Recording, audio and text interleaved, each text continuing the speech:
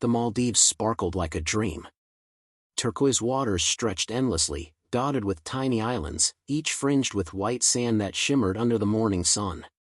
Ryan Blackwood lounged on the deck of his overwater villa, Ariana's arm draped casually around his shoulder, laughter spilling between them like champagne. The breeze was warm, scented faintly with salt, carrying the soft calls of distant birds and the rhythmic crash of waves below. It was exactly what he had been craving: escape, indulgence, freedom. Yet despite the luxury surrounding him, something in Ryan's chest felt tight, like an unseen anchor pulling him toward a place he could not reach. His phone buzzed repeatedly on the table behind him, numbers he recognized but didn't want to answer. Emily. Hospital. Pregnancy complications. For a moment, he stared at the device, willing himself to ignore it. Paradise was supposed to be untouched by the reality of life, untouched by responsibility. Thousands of miles away, Emily Blackwood lay in a sterile hospital room, her body aching with each contraction and every twinge of fear. The fluorescent lights above her flickered faintly, their hum punctuating the beeps of nearby monitors. She clutched the thin hospital sheet around her, one hand instinctively resting on her belly, feeling the tiny, rhythmic movements of the baby she carried. Tears streamed down her face, silent at first, then gathering into quiet sobs that echoed faintly in the empty room. Nurses checked in occasionally, but her sense of isolation remained complete. Emily whispered softly to her unborn child, "Why am I alone?" The words were almost inaudible, swallowed by the sterile hum of the room. She could feel the contrast of her suffering with the life she imagined her husband was living: sun, warmth, laughter, indulgence. The unfairness of it cut sharply, planting a seed of resolve that would grow far beyond this night. Ryan and Emily hadn't always been worlds apart. In their early years, life was simple, vibrant, and full of shared dreams. They had met in college, two young souls brimming with ambition and hope. Dinner dates on worn couches, late-night conversations about futures too large to imagine, they had lived in each other's laughter and warmth. Emily had supported Ryan when his ideas seemed impossible, celebrating the smallest victories with the enthusiasm of someone who knew the battles fought behind the scenes. As Ryan's wealth and business empire expanded, the dynamic shifted imperceptibly at first. He traveled more, stayed later at the office, and began measuring love in gestures rather than attention. Emily noticed these small cracks: the missed phone calls, the distracted conversations, the dinners eaten alone while Ryan networked at yet another gala. She tried to believe these sacrifices were temporary, that ambition had seasons, and that their love could endure the gaps. Emily's pregnancy highlighted the imbalance. The anticipation and excitement she felt were often met with Ryan's distracted presence, even in moments that should have demanded closeness. His world had become a series of appointments, contracts, and deadlines, while hers had become uncertainty and isolation. She tried to articulate her needs, but her words were brushed aside, absorbed into Ryan's constant pursuit of more. Ryan, convinced that his financial provision alone equaled love, failed to see the emotional starvation building quietly within his wife. He didn't understand that presence, attention, and reassurance were currencies that wealth could never buy.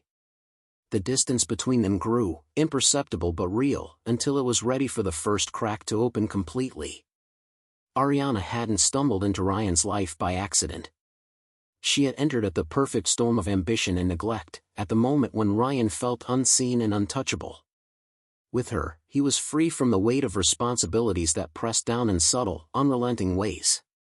She didn't ask about his wife, about the child on the way, or the quiet fears Emily carried alone.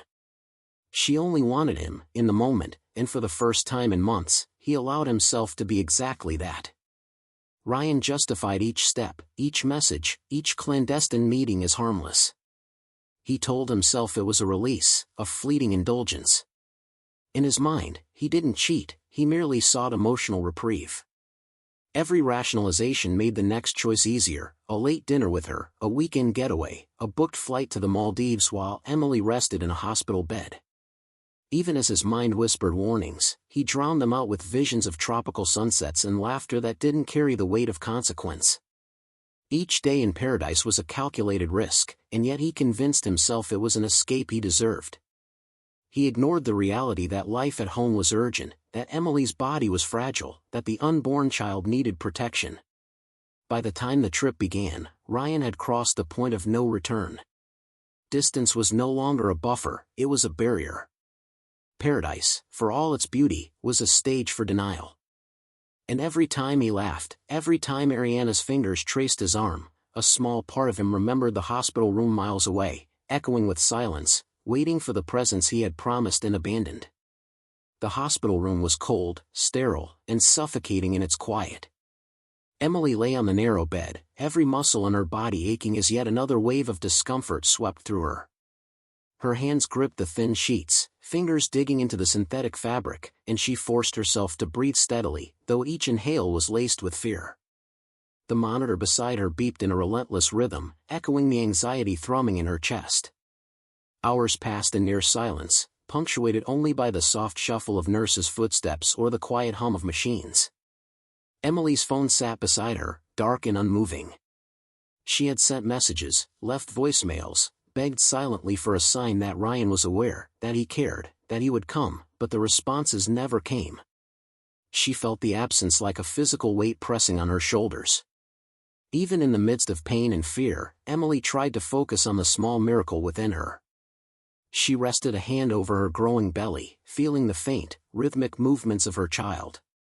She whispered softly, promising protection, love, and safety, trying to anchor herself in the life she carried, not the life she had been abandoned to endure. The nurses checked on her with practiced smiles and gentle words, yet even their reassurance could not fill the void left by Ryan's absence. Emily realized, painfully, that she could not rely on anyone else to bridge the emotional gap he had created. She could feel the divide stretching further with every hour that passed, and a quiet, hardening resolve began to form in her chest. By the early hours of the morning, Emily had stopped crying, replaced by a calm, dangerous clarity. She understood that while she could not control Ryan's actions, she could control her own response. She could protect herself and her child. She would endure, she would survive, and she would not wait any longer for someone who had chosen indulgence over responsibility. In the quiet, fluorescent-lit room, Emily whispered once more, softer than before, "I am enough. And I will be everything my child needs." That resolve would carry her far beyond this night, far beyond Ryan's recklessness, and into a future defined not by betrayal but by strength. Ryan woke to the gentle lapping of waves beneath the villa and sunlight spilling across the polished deck. At first glance, paradise seemed perfect. The sky was an impossible shade of blue, the water shimmered like glass, and Ariana's laughter floated across the air, light and carefree. She leaned against him, her hand tracing idle patterns on his arm, whispering about the sunset cruise she had planned and the dinner reservations under the stars. And yet, as the morning passed, Ryan felt a hollow unease gnawing at him. Ariana's words, which should have brought comfort, began to feel superficial. Every smile, every teasing glance, carried an emptiness he could not ignore. Here, in this gilded paradise, pleasure was abundant, yet fulfillment was scarce. He tried to silence the gnawing guilt by checking his phone, then immediately putting it down. The missed calls, the messages, the hospital numbers flashing in his mind, all were easy to ignore for a few hours, but the weight pressed harder the longer he delayed. The realization came painfully, while he had been luxuriating, Emily had suffered alone. Every indulgence, every carefree laugh, was now tainted. Ariana noticed the shift, her patience thinning. When Ryan's expression grew distant, when his smiles faltered, she withdrew her warmth. "Why do you look so serious?" she asked, frustration lacing her tone. Her reaction was revealing, her affection existed only in comfort, only when he was unconcerned with real life. Ryan's own denial now confronted him in the sharpest possible way. He had chosen paradise over responsibility, and even paradise could not shield him from truth. That evening, the fireworks that lit the ocean sky seemed almost mocking. Colors reflected across the water, beautiful, fleeting, and meaningless. Ryan stood at the edge of the deck, staring into the dark, endless ocean, feeling the crushing weight of consequence. For the first time, he understood that no tropical paradise, no fleeting pleasure, could erase the cost of absence. The call came suddenly, a jolt Ryan hadn't prepared for. He stared at the phone, frozen, heart hammering in his chest. Emily's voice, weak but insistent, spilled through the receiver. Hospitalized. Complications. Days alone. The words struck him with an intensity that made the air in the villa feel suffocating. The turquoise waters outside seemed suddenly irrelevant, the sun too bright, mocking him with its indifference. Panic surged as the gravity of his absence settled in. He had been miles away, lost in indulgence, while his pregnant wife had battled fear and pain alone. Guilt, sharp and raw, clawed at his chest, each heartbeat a reminder of his negligence. His mind raced. Why hadn't he answered sooner? Why hadn't he noticed the warning signs? Every excuse he had rehearsed, every justification he had built to soothe himself, crumbled into meaningless words. Ariana, standing nearby, watched his sudden agitation with a mixture of curiosity and irritation. "What's wrong?" she asked, her tone calm but cutting, unaware, or uncaring, of the real stakes. Her reaction, or lack thereof, made him realize something he hadn't wanted to admit: her concern existed only for comfort, not consequence. She could leave at any moment, but Emily could not. Ryan's hands trembled as he booked the earliest flight home. The luxury around him, the silk sheets, the view, the island itself, felt hollow, irrelevant, almost cruel in contrast to the life-or-death urgency waiting for him.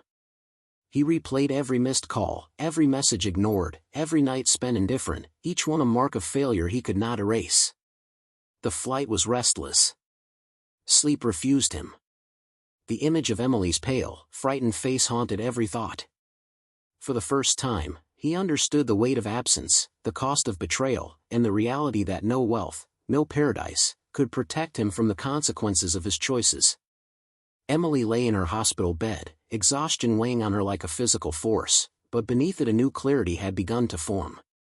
The fear that had gripped her during nights alone, the anxiety that twisted her stomach into knots with every missed call, was gradually giving way to something stronger: awareness. She understood now that Ryan's absence was not a mistake, not a momentary lapse, it was a deliberate choice. And with that understanding came a quiet, unshakable power.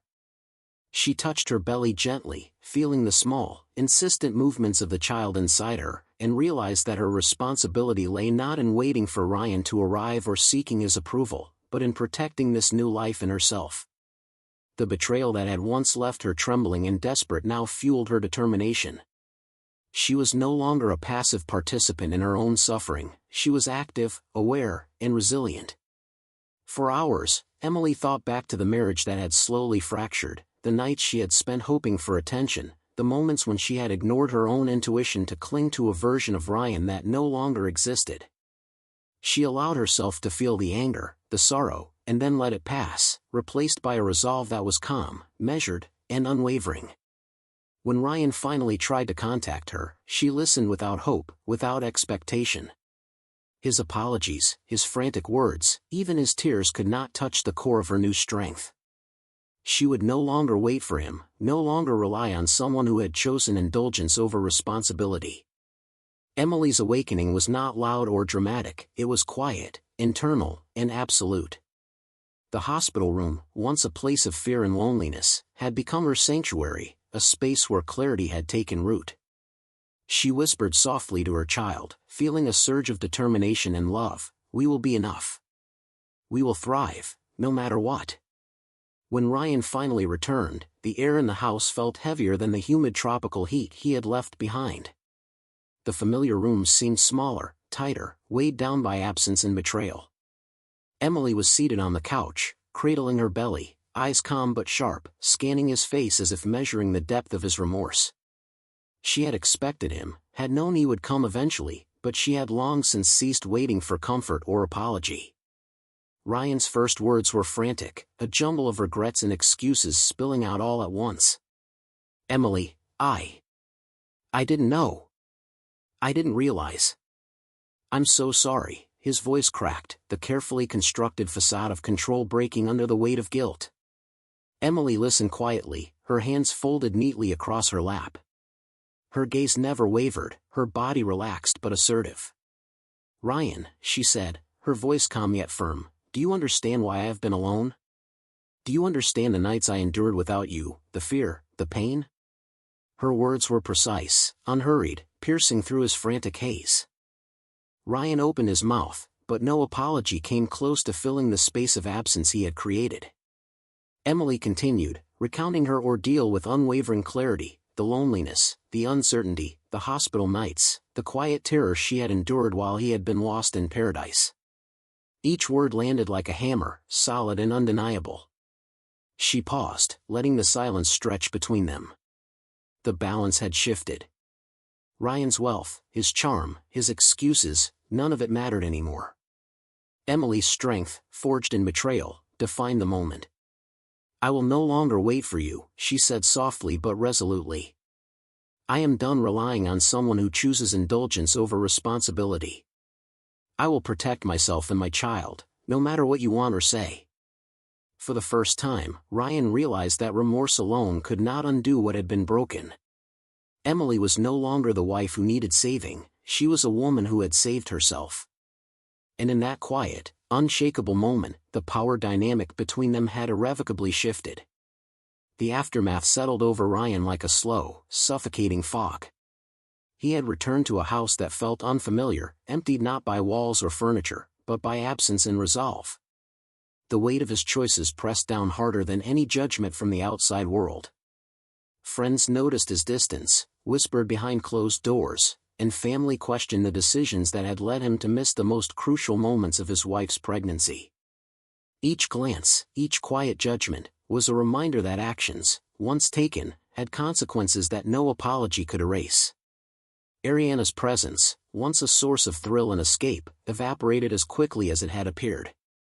The moment responsibility required him to act with seriousness and care, she withdrew effortlessly, leaving him to face the repercussions alone.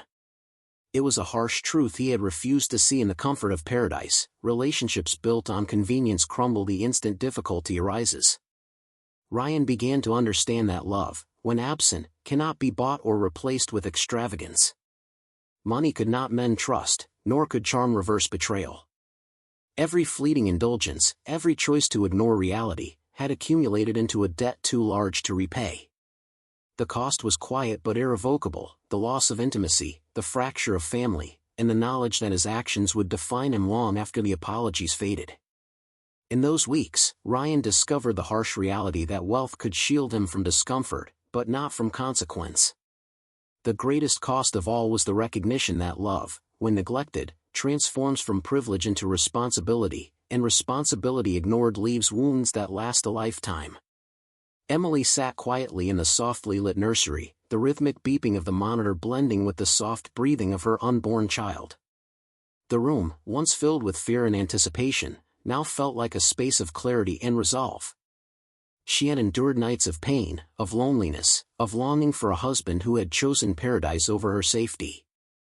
But now, every tear, every anxious heartbeat had transformed into quiet, unwavering strength. She realized that forgiveness was a luxury she could not afford, not for herself, not for her child. She did not want revenge, she wanted protection, stability, and love in its truest, most reliable form. Emily understood that remaining in a marriage defined by absence and betrayal would teach her child the wrong lessons about love, responsibility, and self-worth. Her decision was deliberate. She would separate, not out of anger, but out of self-preservation and wisdom. Every movement she made, preparing meals, arranging doctor's appointments, setting up the nursery, was a silent declaration of autonomy. Emily no longer waited for Ryan to recognize her worth, she embodied it herself. That evening, she walked to the balcony overlooking the city lights, gently resting her hands on her belly. The cool night air brushed her face, and she allowed herself a small smile, the first in days that was purely hers. "We will be okay," she whispered to her child, the words steady and unwavering. "I will do everything I can to protect you, to love you, and to give you a life free of fear." Emily's choice was not easy, but it was transformative. It was the moment where heartbreak evolved into empowerment, where dependency was replaced with autonomy, and where betrayal became a catalyst for resilience. For the first time, she understood that choosing herself was the truest form of love, for both her and her child. The house was quiet now, but it was not the suffocating quiet of fear or uncertainty. It was deliberate, measured, and charged with a new kind of respect. Ryan's attempts to reconcile were met not with anger, but with calm, unwavering boundaries. Emily's decision had shifted the entire dynamic between them. She was no longer a passive participant in the narrative of their lives, she was a force, deliberate and resolute, shaping her own future. Conversations became structured, transactional almost, centered on co-parenting and logistics rather than intimacy or emotion. Ryan had to navigate this new reality carefully. His apologies, his charm, his wealth, all were stripped of influence. He realized that regret alone could not rebuild trust, that presence, consistency, and accountability were the only currencies that mattered now. Emily moved through each day with quiet dignity. Her routines were purposeful, doctor's appointments, prenatal care, preparing for the child's arrival, but always under her control. Ryan watched from the edges, no longer the center of the story, feeling the weight of his absence and choices in every interaction. The power dynamic had shifted irrevocably. Ryan's dominance, once unquestioned, was replaced by Emily's deliberate authority, grounded in resilience and foresight. He had become a participant in a life he could no longer direct. And for Emily, this new order was liberating. She could protect herself, nurture her child, and live authentically, without relying on someone who had repeatedly chosen indulgence over responsibility. The aftermath was quiet but profound. Love, betrayal, and consequence had reshaped their lives entirely, leaving Ryan to face the cost of his choices, and Emily to claim the life she deserved. The first rays of dawn filtered softly through the nursery window, illuminating the room with a gentle, golden glow. Emily sat in the rocking chair, holding her newborn close, feeling the tiny, steady heartbeat against her chest. The weight of the past months, the fear, the betrayal, the long nights of solitude, had not disappeared, but it had transformed into something far more powerful, resilience. She traced her child's delicate fingers, marveling at the new life she had nurtured through adversity. Every tear she had shed, every moment of quiet despair, had shaped her into a woman who could face the world without fear. She realized that the strength she now carried was not born from hate or revenge, but from survival, love, and clarity. Ryan stood quietly at the doorway, hesitating, unsure of his place in this transformed life. He had returned too late to be a savior, he was now an observer, a man confronting the consequences of his own choices. Emily did not need him to apologize, to explain, or to redeem himself. She had built a sanctuary from betrayal, a life anchored in integrity and purpose. As she rocked her child, Emily whispered softly, "We are enough. We will thrive." There was no bitterness in her voice, only quiet certainty. The past had been painful, but it had not broken her, it had refined her. Every moment of suffering had contributed to the unshakable foundation she now stood upon. The story closed with the soft, steady rhythm of a mother and child, together and whole. Betrayal had revealed character, but resilience had defined destiny. And in that calm, golden morning, Emily knew that she had become the architect of her own life, and the protector of the life she cherished most.